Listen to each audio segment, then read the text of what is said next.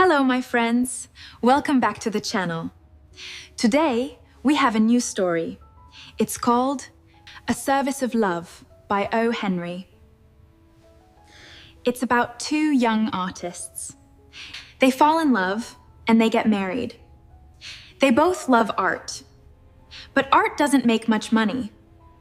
So they make a hard choice. After the story, we will do shadowing, like always.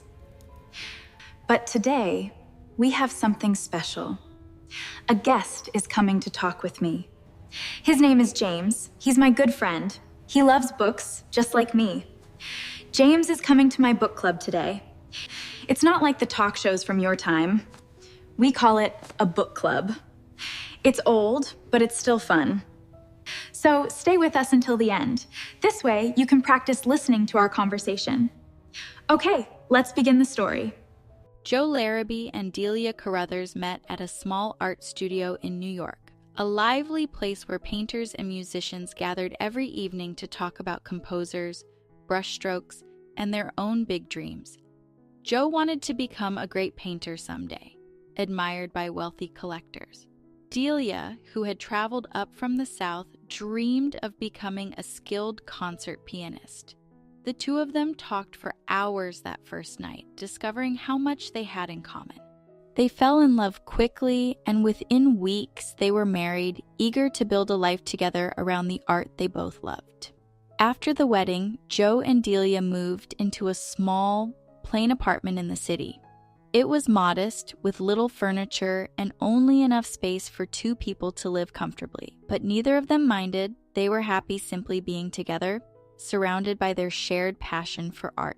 Joe began taking lessons from a respected painting teacher known as the Magister, hoping to master his craft. Delia, meanwhile, studied piano under the famous and demanding Rosenstock, practicing for hours each day, determined to become the kind of musician orchestras would fight to hire. For a while, their life together felt almost perfect. They had each other, they had their art, and every evening ended with quiet conversations about their goals. But art, however beautiful, could not pay rent or buy food. Slowly, week by week, their small savings began to shrink. Lesson fees were expensive, and neither of them earned any real income yet. They both understood, without saying it aloud, that something would soon have to change if they wanted to keep studying under their respected teachers and living in the city they loved. One evening, Delia rushed home glowing with excitement. She announced that she had finally found a piano student, the daughter of a wealthy general named Pinckney, a delicate young lady called Clementina. She described the family's grand home in careful, colorful detail and explained she would earn $15 every week teaching the girl. Joe was overjoyed, proud that Delia's musical talent could finally help support their small household. That night, they celebrated together, hopeful that their dreams were finally beginning to pay for themselves. Not long after, Joe returned home with equally exciting news of his own. He explained that a wealthy buyer visiting from Peoria had purchased one of his paintings, paying him $18 for the piece. Delia could hardly believe it. For the first time since their wedding, it truly seemed as though both of their artistic dreams were paying off at last. They celebrated together once again, filled with pride and relief. For 2 full weeks, this same happy routine of music lessons and painting sales continued steadily, giving them quiet confidence. Then, one evening, everything changed. Delia came home differently than usual, her right hand wrapped tightly in a white bandage, wincing with visible pain. She explained that Clementina's father had served a hot dish called Welsh rabbit during the lesson, and boiling liquid had accidentally spilled across her hand. Joe listened closely, worry spreading across his face as he examined the injury. But something about her explanation felt slightly wrong to him, a small detail that quietly refused to fit with everything he had believed about her daily lessons. Gently, Joe asked Delia to finally tell him the truth. After a long, heavy silence, she broke down and confessed everything at once. There had never been any piano lessons, no wealthy General Pinckney, and no young Clementina at all. Instead, Delia had secretly been ironing shirts at a laundry nearby, earning money quietly to help pay their bills. Her hand had been burned by a hot iron, not spilled soup. Then Joe confessed his own secret in return. There was no buyer from Peoria either, and he had been shoveling coal into that very same laundry's furnace, side by side with her without ever knowing it. For a moment, Joe and Delia simply stared at each other in complete silence, both realizing the truth at exactly the same time. Then, slowly, Delia began to laugh, and Joe laughed too, unable to hold it back any longer. They laughed together until tears filled their eyes, holding each other tightly in the small, quiet apartment. Neither of them felt embarrassed or foolish anymore. Instead, they felt closer than ever before. They had both lied, yes, but only out of love. In the end, it was never their art that had truly held them together, but the quiet, everyday sacrifices they had gladly made for one another. Wow, what a story. Joe and Delia both told a lie. But it was not a bad lie. It was a kind lie.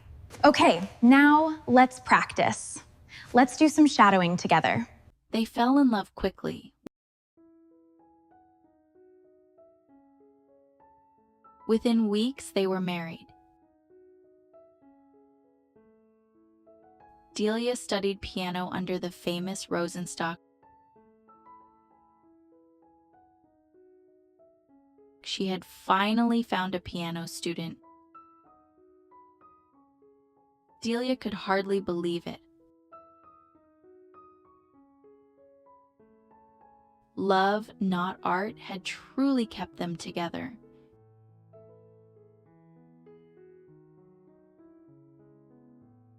Very well. Now I'd like to call James. James, thank you so much for coming today. Thank you for the invitation, Anne. I really love this story. Me too. So tell me, what did you think about Joe and Delia? I think they are very kind people. They both told a lie, but only to protect each other. Yes, exactly. It's not a bad lie. It's a loving lie. Right. And did you notice? They both chose the same idea. A fake student, a fake buyer. That's true. They both wanted to protect the other person's pride. It's funny, actually. Two people thinking the exact same thing at the exact same time. I know, and neither of them knew about the other's secret job. What is your favorite moment in the story, Anne? I think it's the ending. When they discover the truth, they don't get angry. No, they laugh. I love that part too. It shows real love, doesn't it? No anger, no blame, just laughter. Exactly, and there's something else I liked. The detail about the laundry. Oh yes, Joe was shoveling coal into the furnace. And Delia was ironing shirts in the very same building. They were working together the whole time without even knowing it. That's such a beautiful detail. It feels like fate brought them close, even in secret. I agree. So, James, what do you think this story is really about? I think it's about sacrifice. True love means giving something up for the other person. Yes, and doing it quietly without asking for anything in return. Exactly. Real love is not about money or fame or success. It's about caring for someone, even when it's difficult. That's a beautiful lesson, Anne. Simple but powerful. Thank you, James, for sharing your thoughts today. Thank you for having me. I always enjoy our book club. You are always welcome here, my friend. Come back again soon. I will. Goodbye, everyone. If you enjoyed this video, please subscribe to the channel and like the video. That helps me a lot. Thank you so much for staying until now. I'll see you soon. Bye, my friends.